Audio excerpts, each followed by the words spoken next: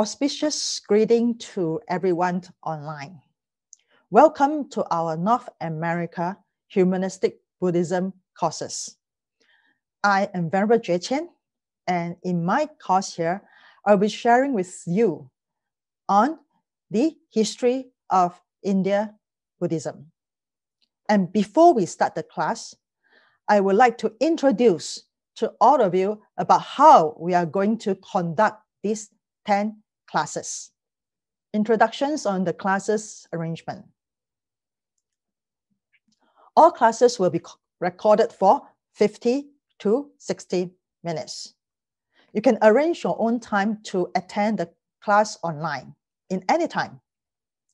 And in the Google Classroom, I have attached 2 PDF files on the topic of history of Indian Buddhism. One PDF is a book, pretty thick. It has a profound introduction about the history of Indian Buddhism. And the other PDF file is a summarize of a history of Indian Buddhism. I think it's only 2 pages. So I hope that all of you, if you have a time, please take a look at the PDF file before we start the class. Besides that, I have also arranged 6 Q&A sessions in this particular day. On Saturday, in the Eastern Time, 8 p.m. to 8:50 p.m., Western Time, 5 p.m. to 5:50 p.m., Central Time, 7 to 7:50 p.m. If you have any questions or comments, welcome to attend the session. The link I will post into the Google Classroom soon. Before we start the class, I would like to mention to all of you is that every time when I teach the class of history, a lot of the members will ask me, what is the purpose of attending the history of Buddhism? We are here to learn meditation. We are here to learn the Dharma. So what is the purpose to know about the history? We have members here that have been practiced meditation for many years. We also have members here that learn the Dharma for many years. For the beginners, you might not have this feeling. But for those members that study Dharma for many years, through your reading and listening to the teachings, you will realize something is that different teachers teach the Dharma in different ways. The teachings in the text have different explanation. Sometimes even text to text are contradict among each other. So you might have this question is that, how come there's so many differences? Which one is the ultimate teachings from the Buddha? So in the history of Buddhism, it will explain to you how come there's so many texts or so many sutras. How come there's so many ways of meditation? How come there's so many schools in Buddhism? So you might find the answer through these 10 classes. This is the purpose of this class. Again, before we start our class, we need to adjust our mindset before we start the class. The reason is because if you already have a judgment in attending this class, you might have difficulties to accept the information that you are receiving. So now I'm going to introduce to you a few mindset that I recommend that you should think about it. The mindset before the class. This is not a class for academic. I'm not going to introduce the history of Indian Buddhism based on the academic perspective. So anybody ask me a question that in an academic way, I won't answer. The reason is because this class is for cultivation. Knowing the history is to help us to understand the reason behind your questions. So it is a class for cultivation. It is also not a class for criticize. In history, many good things, many bad things, many neutral things. So when we talk about history, it's not just about Buddhism. It includes politics, culture, tradition, and even languages. So if you want to look in the academic way, of course, there are a lot of things can be criticized on, but that's not our objective. We are here to know the reason. And also prepare yourself for some information that might surprise you. You might not agree with this information, but that is what recorded in the text or by the scholar or practitioner. So when you might get surprised, you might not agree with this information, but just listen to it.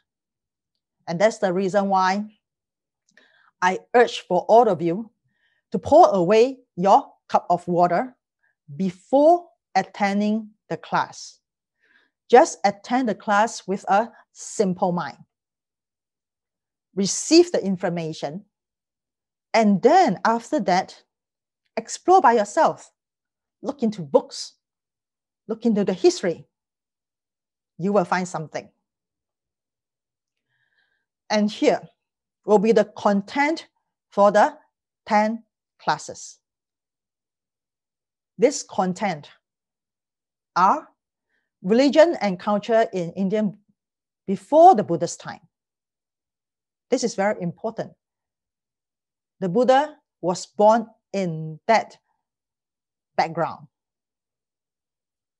In the ancient India culture and a lot of Indian Asia religion. So to know the ancient India religion and culture is very important. Second, during the Buddha's time, his life, his teachings, Sangha order, objective of cultivation. We will also discuss on the Sikhism in the Sangha order, which gradually established different schools. We will also discuss about the transmission of Buddhism to the different parts of India. And through this transmission, the Dharma start to change. Why does Dharma start to change? And in the later part, we will discuss about the Madhyamika school and Yogacara school. But before that, we will discuss about the Mahayana and Theravada. So in a way is that this 10 classes, I will give a brief introduction about the lifetime of the Buddha, or even before the Buddha, and after Buddha passed away, the Sangha order, the changes in the Sangha order. We will also discuss about the establishment of different schools. We will also discuss on the transmission of Buddhism to different parts of the India and develop even more schools. And after that, two major schools arise, Madhyamika and Yogacara. So this will be the areas that we will discuss in. And that's the reason why in the classes I won't be teaching the Dharma. If you would like to learn about the Dharma, you can at the same time attend the other venerable classes.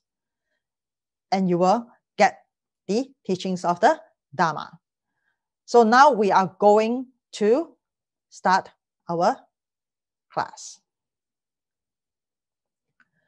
Why do we need to know about ancient Indian culture and religion?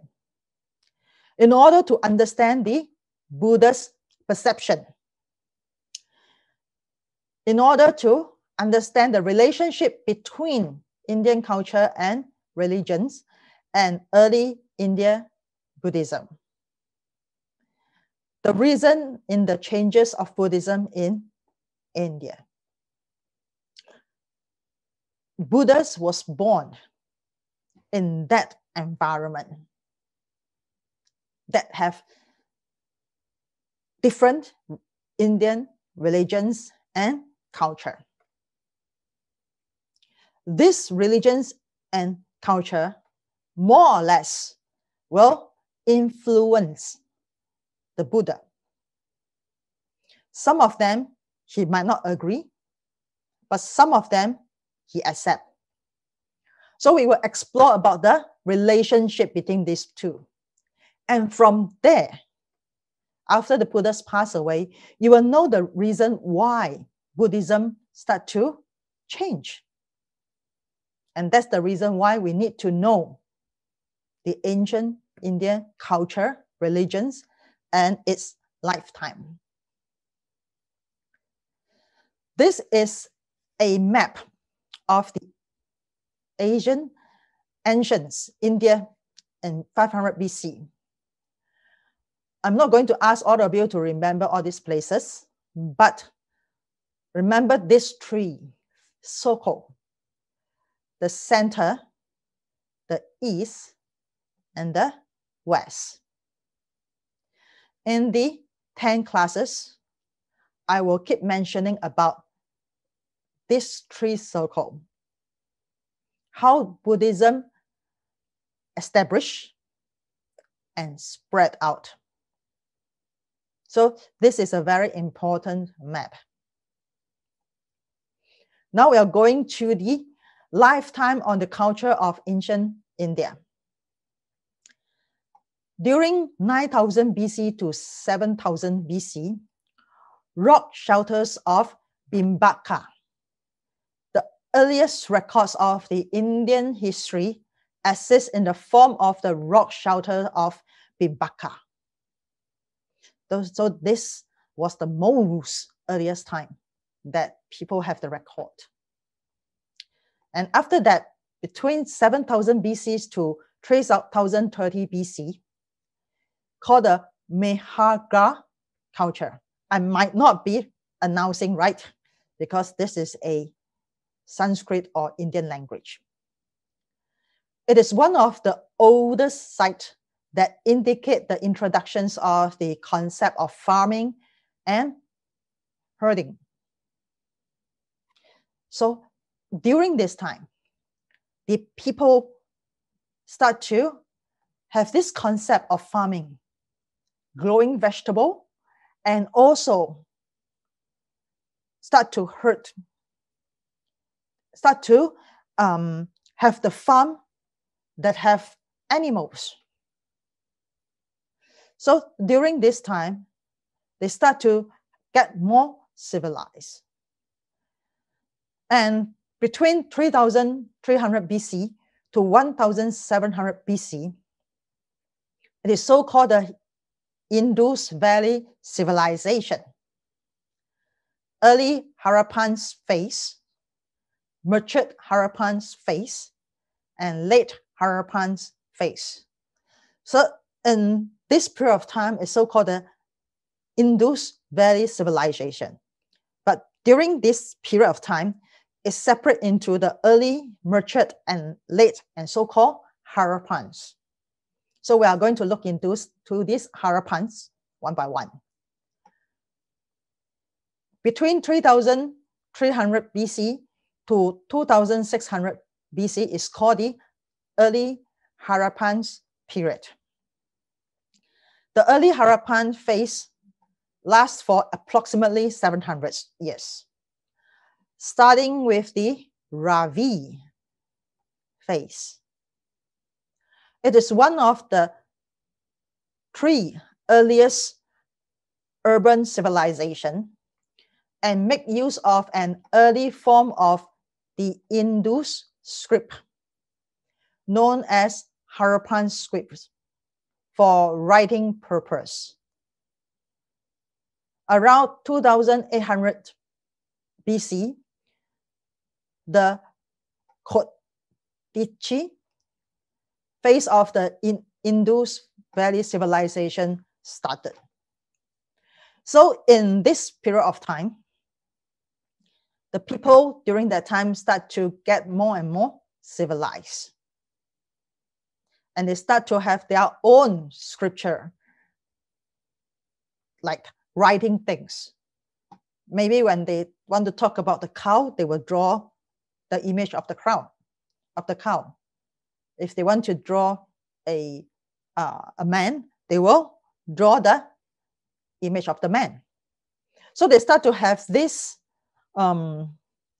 idea about recording things. And from between 2600 BC to 1700 BC is called the matured Harappan phase. During this time, large cities and urban areas started emerging, and the civilization expanded to over 2,500 cities and settlements. So you can see that in this period of time, they start to create cities and settlements. They start to develop the civilization system. So from here, you can see that during that time, people start to have the knowledge and wisdom in planning things. So they have the urban planning, excellent sewage and drainage system of uniform weight and measures, knowledge of proto-dentistry, etc. are some of the other elements that characterize the matured phase. They start to have their own building, and they start to plan for the sewage and drainage system. They start to have clothing, so they need measurement and weight. And they even have dentists to take care of their health. So in this period of time is still the original Indian people. They are already so civilized. Still so up to the standard during that time. They developed their own scripture. They developed their own housing. They developed the system in the country. And they even developed measurement. So this period of time can consider the golden time of the Indian people. And in 1700 BC to 1300 BC, it was the late Harappan's phase. It came to an end around 1300 BC. However, one can find many elements of the Indus Valley civilization in later cultures. They have big impact to the later Indian culture. In this period of time, you can see that it starts to decline. It starts to decline.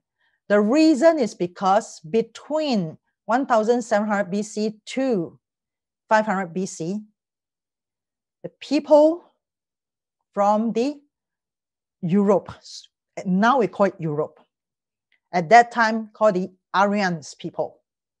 The Aryans people are considered tall, white skin, long nose. The original Indian people are short, dark skin. So in this period of time, Aryans start to invade into the Indus Valley civilization called the Harappans. Start to invade it in for many years. And when they conquer the countries or the cities of the Harappan, they start to what? Start to implement their own religion, languages, and also their tradition into the native Indians. So in this period of time, it overlaps, right? Because they came in, and that's why Harappans start to decline. They got killed by the Aryans, and the Aryans conquer in. So this period of time called the Vedic period, or the Vedic age, refers to the time of the compilation of the sacred Vedic Sanskrit text in India. So native Indian, they don't have this wording called Sanskrit. They have their own language. Only Aryans, they have this Sanskrit, and they brought in the language into the soil of so-called India at that time. And during that time, the Aryans situated on the Indo-Gangetic plain. The Vedic civilizations form the basis of Hinduism and the Sindhian culture. So this is the time whereby the Aryans attacked in. They brought in their own language, Sanskrit. They brought in their own religion, practice. And at that time, they situated on the Gangetic plain, the Ganges River, which is considered the central of India. And again, overlaps, right? 1700 BC to 1000 BC, the Aryans, during this time is called the early Vedic or Rig Vedic period. The Rig Veda was compiled. It's a text that being compiled called the Rig Vedas. This text was a Sanskrit text. During this period, the king was believed to be the protector of the people who took an active part in the government. So the king basically controlled the people. In order to control the people, they start to establish a system called the caste system.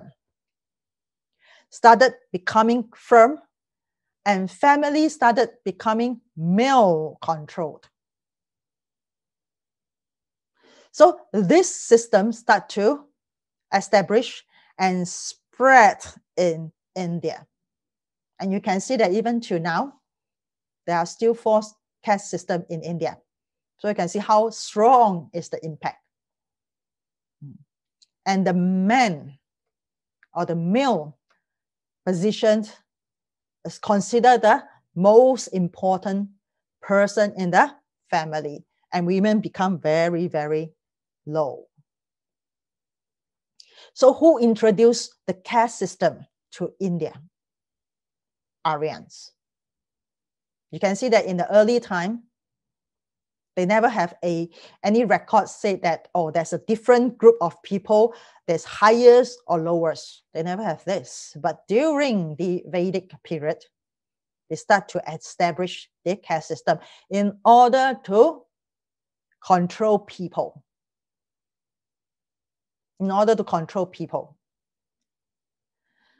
And during 1000 BC to 500 BC, it's called the later Vedic age.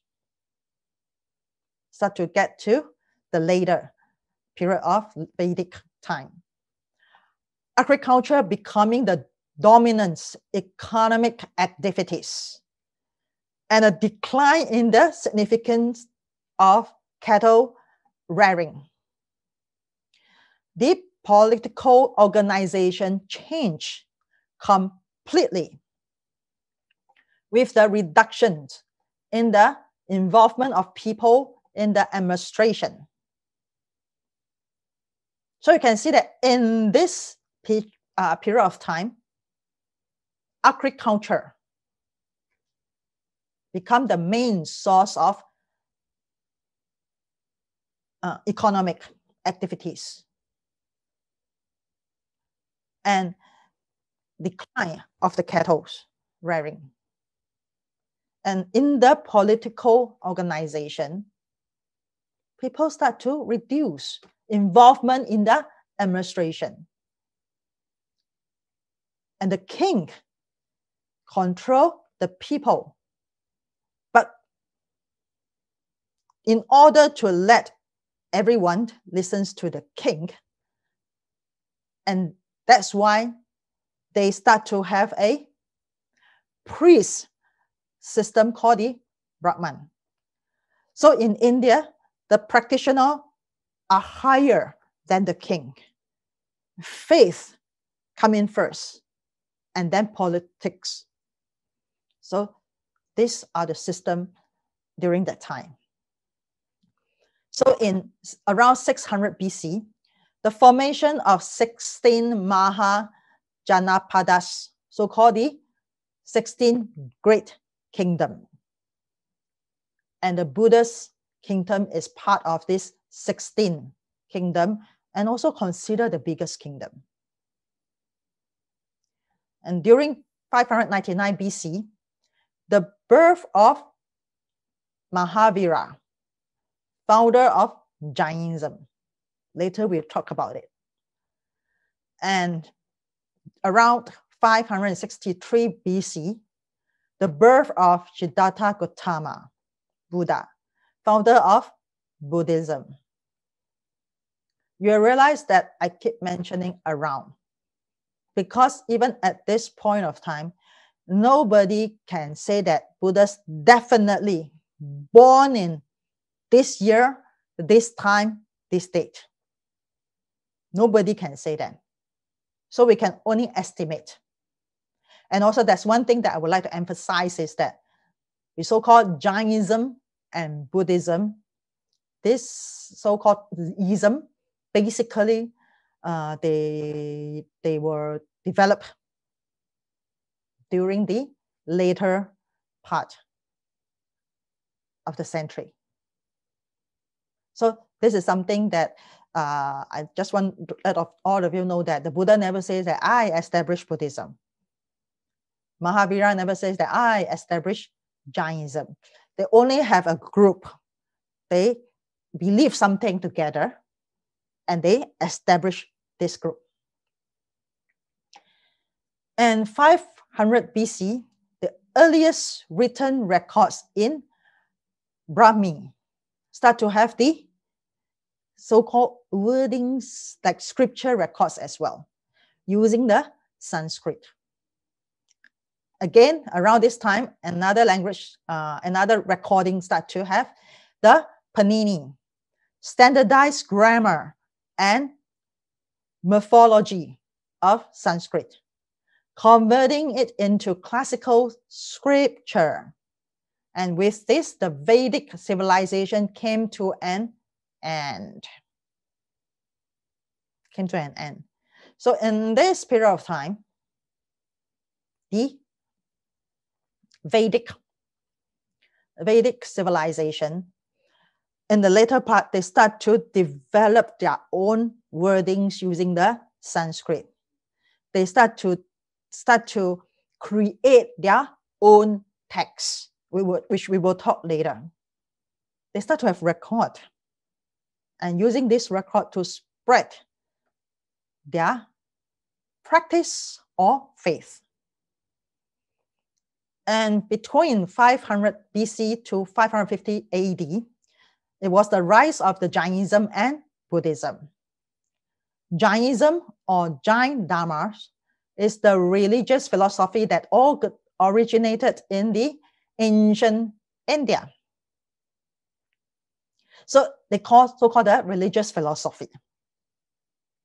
And it was developed quite early. The religion is based on the teachings of the Tirthankaras.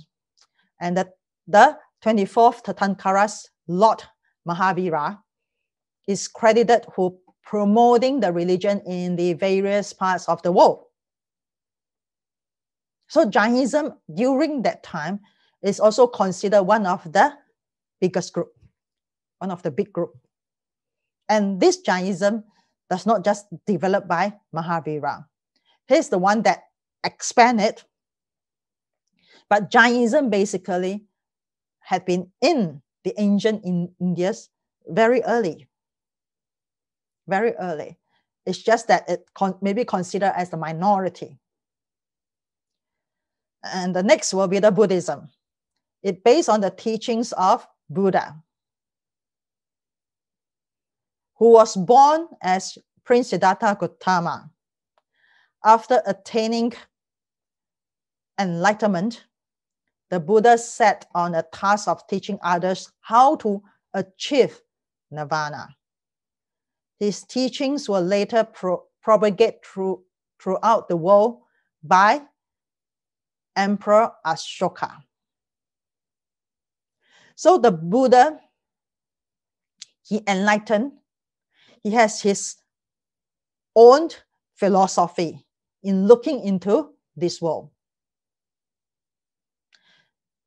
He wants to find a way to liberate out from the suffering, old age, sickness, and death. So his first objective is to liberate out from suffering. And from there, able to achieve nirvana. And in order to achieve nirvana, this person has to enlighten from this phenomenal world. Must be able to awake and see the truth of this world. So the Buddha's teaching, or the purpose of the Buddha's teaching, basically are considered very simple. Liberate out from suffering, achieve nirvana, true enlightenment of the truth of this phenomenal world. And that's the main teachings from the Buddha. And after that, King Ashoka became a devout Buddhist believer. And he started to spread the Dharma, not just in India, but over or beyond India. And these are the timeline that what happened.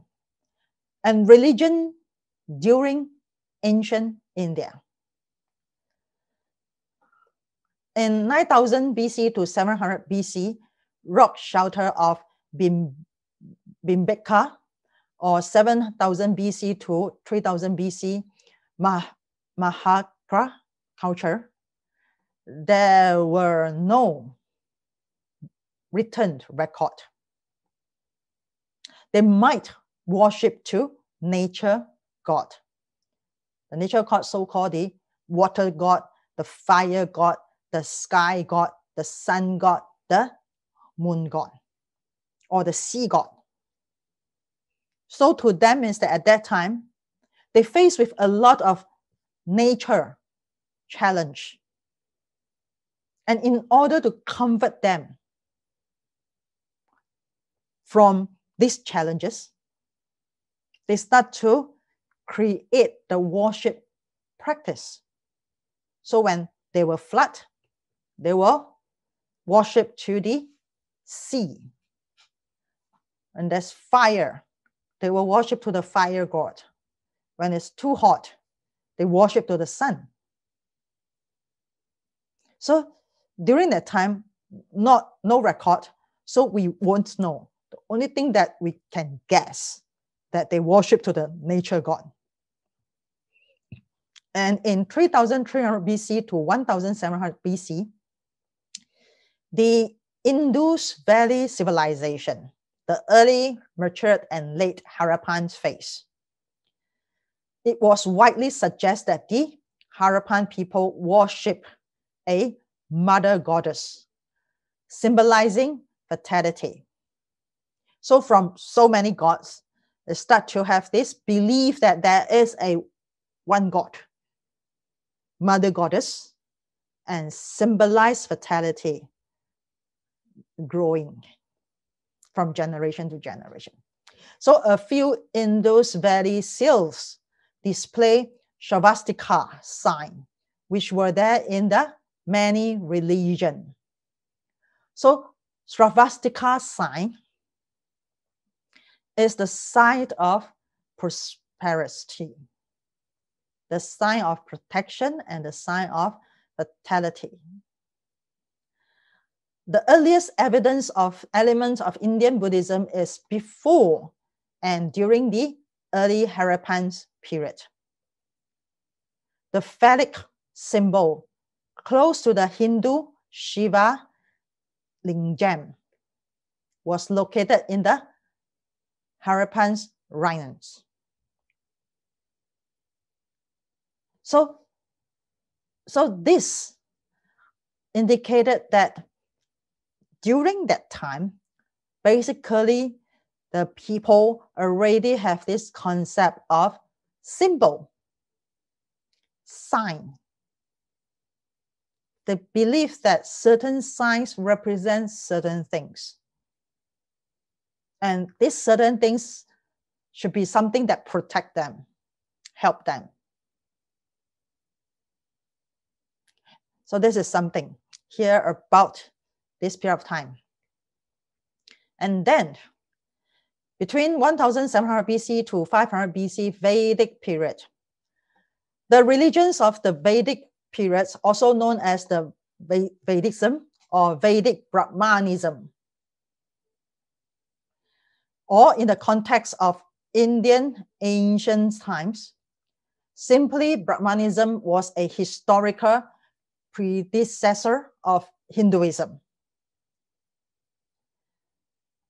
The document history of Indian religions began with historical Vedic religion. The religions practiced on the early Indo-Aryans, which were collected and later re-edited into Samhitas, 4 canonical collections of hymns and mantras composed in Old Sanskrit.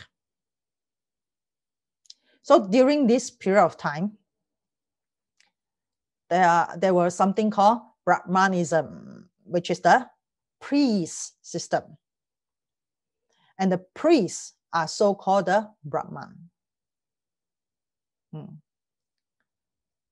And this is the predecessor of the ancient Hinduism.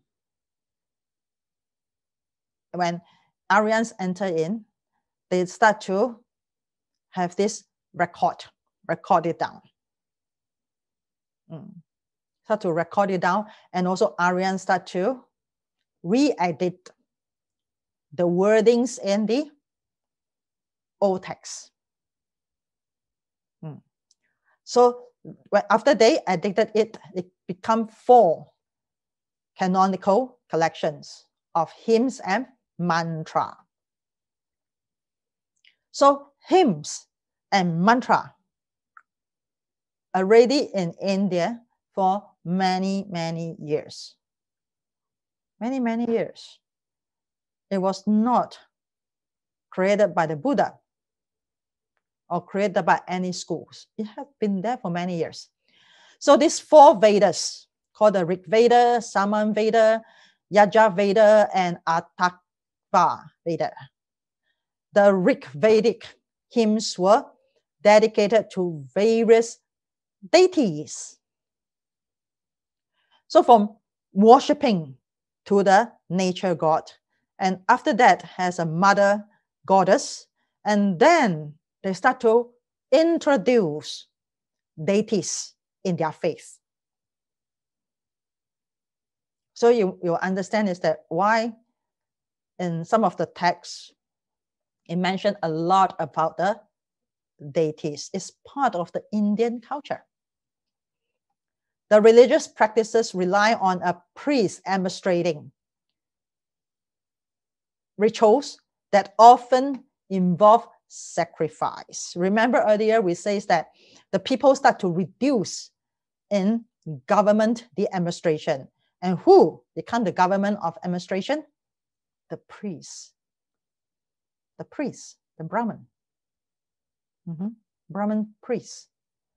And in order for people to fully believe in them, they develop ritual to so-called they are able to communicate with the gods. And in order to communicate with the gods, they have to provide something to the god. And then it's sacrifice. So you can see that people kill cows to serve the god in India. And they even have sacrifice of human beings. Between 700 BC to 500 BC, the philosophical portion of the Vedas were summarized in Upanishad. Again, it's also the writings of the thinking. So-called is a philosophical thinking, which are commonly referred to as Vedantas. Vedanta. Various interpreted to the mean either the last chapter or parts of the Vedas, or the object, the highest purpose of the Vedas. So Upanishad basically was a text that came or interpret in different ways from the last chapter of the Vedas. And also, they start to also summarize the highest purpose of the Vedas. But basically, they did not really summarize. They become more wordings. And between 800 BC to 200 BC, the Shramanic period marks a turning point between the Vedic Hinduism and Puranic Hinduism. So Hinduism also have different sects.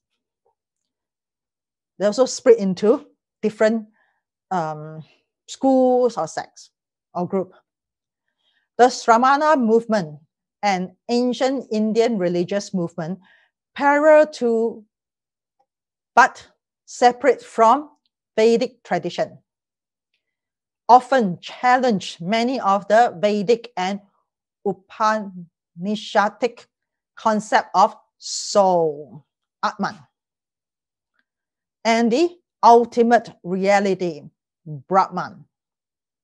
In the 6th century BCE, the Shramic movement matured into Jainism and Buddhism.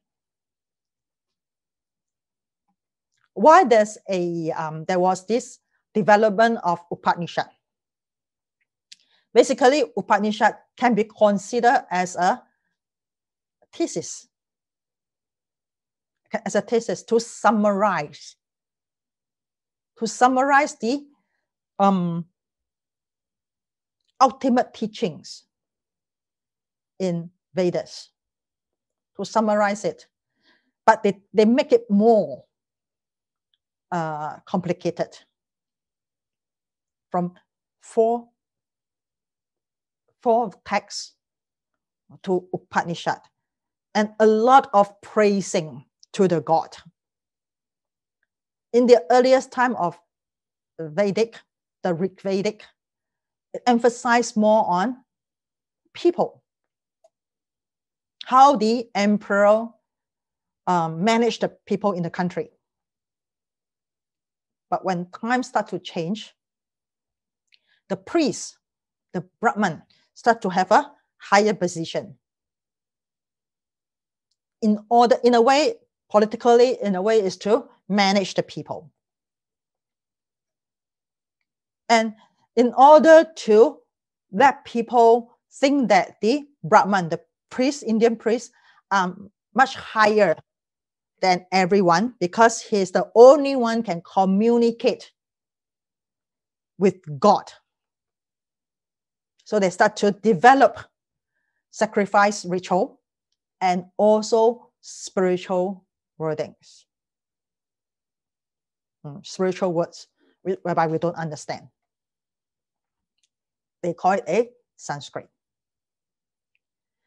However, they start to become corrupted. Too many sacrifice of human and animal. The Brahman become the ultimate reality, which the practitioner at that time, they not agree with. They're not agree with. They're even against the Brahmanism. And at that time, start to develop a lot of different small groups of shaman.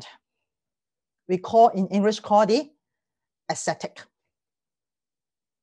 They start to practice in different way to torture their body, or out of control of their body. They thought that in this way they are able to stop the circle of birth and death. Unfortunately, they are not ultimate yet. So Jainism, Mahavira, during that time, the leader of Jainism, start to rise. Buddhism originated from Buddha, his enlightenment philosophy started to arise. They have this movement and they are part of the Shamanism. They are part of it. Shaman. So in here, we briefly look into this ancient India culture and religion. In the earliest time, it's called the rock shelter of Bhimbaka and Maharga culture. Not many records about the religion belief. Might worship the nature gods. And then after that, start to reach into the Indus Valley civilization. Have 3 phases of Harappan. And this period of time, Harappans worship a mother goddess who symbolized fertility. So this is the time that they start to have the civilization. They start to have their scripture to record things in their life. They start to build houses, having the sewage and drainage system, considered quite civilized during that time. And in this period of time, those people that are short and dark are the native Indians. And during the Harappan period, Aryans start to invade it in. They start to invade it in for many years. They conquer different places. And then they start to convert that place into their country, and they enforce their faith, their religion, their culture into the people in Harappans at that time. So invaded for many years. And then during this period of time, the religious wise, the Vedic period, 4 Vedas: Rig Vedas, Shaman Vedas, Yajur Vedas, and Atharva Vedas. And this period of time is Aryan's invasion. Older scripture in Buddhism start to have their own writing, like wordings. Worship many gods to one god. Many gods to one god. And Brahmanism ritual. Worship God and sacrifice. Means that the priests, they want people to believe that there's one God. And the person are able to communicate to God beyond the people, only the priest, because he is the only one that understands Sanskrit, because God only understands Sanskrit. Normal people, they don't read, or they don't know how to read Sanskrit. So they need to rely on the priest to do the ritual in order to communicate with the God. And that's the reason why they start to develop offering things. Offering things by offering animals and even human beings. It becomes very cruel. And during that time, in order to manage the people in the country, they start to develop the caste system. Develop the caste system in order to say that this group of people are the highest, and after that the king, after that the merchant, and after that the lower caste. Start to develop this. In general, it's all about control and politics. And the Vedic became more and more complicated. So, because they get more and more complicated, more and more wordings, they try to get the niche of the teachings from the Vedas. And they start to have this Upanishad arises, analyzing the Vedic and try to summarize it and use it using hymns or mantra to praise the God. But they also start to question about the God. Upanishad, those people that practice the Upanishad or people in the Upanishad, they also question some of the teachings or wording in the Vedas. And during that particular of time, there was another group established called the Shramanic group. And this period of time basically was the time that Buddha was born. And there are 3 considered a biggest group of practitioners. One of them is called the 6 Orthodox schools, the ascetic schools. Of course, it's not just 8 of them. There are more. But the records indicate that there are 6 Orthodox schools are quite influential to the people. And then there were Buddhism and Jainism. So the Shramanans, Asian Indian religious movement that began as an offshoot of the Vedic religion, against the Vedic religions, and focus on ascetic lifestyle and principle. They against the caste system. They against the sacrifice, the ritual. They against the priest. That being the only person, the highest person in the four castes. So again, look at this. During this period of time, countries or cities start to develop.